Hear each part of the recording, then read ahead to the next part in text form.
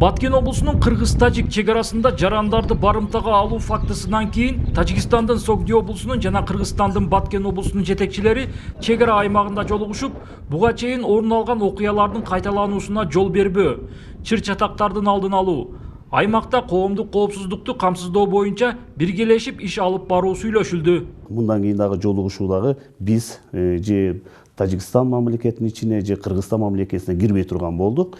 Азырынча чегарада могул бүт кырдаал ордуна келме сайын биз только чегарада жолугуша турган болдук.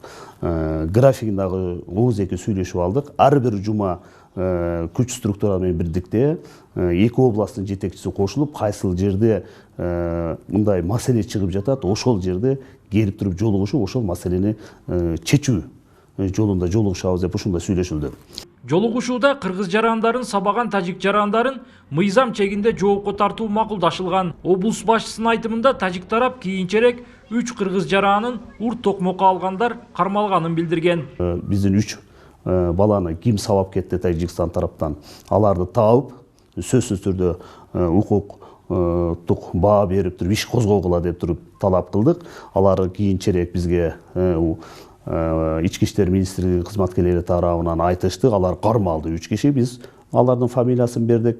Кийинки маселе бул Аксай айылы менен Варух айылынын ортосунда биргеликте милициялык пост койдук. Кыргыз-Тажик чегарасындагы кандуу окуялардан кийин жабыр тарткан аймактарды калыбына келтирүү иштери да уланууда.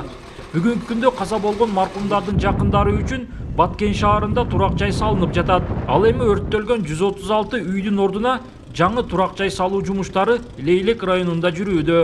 Ушу калыптандыруу боюнча азыр 136 күйүп кеткен үйдү дагы президентибиз өзү колго алган. Азыр үйдүн фундаменти 10-12 үйгө чейин азыр Максат айылында курулуп бүтүп калды. Ошондой эле кол сунуп келген компанияларга, ошо жеке ишкерлерибизге маалымат берип, ушу азыр сос объекттерди курдуруп атабыз.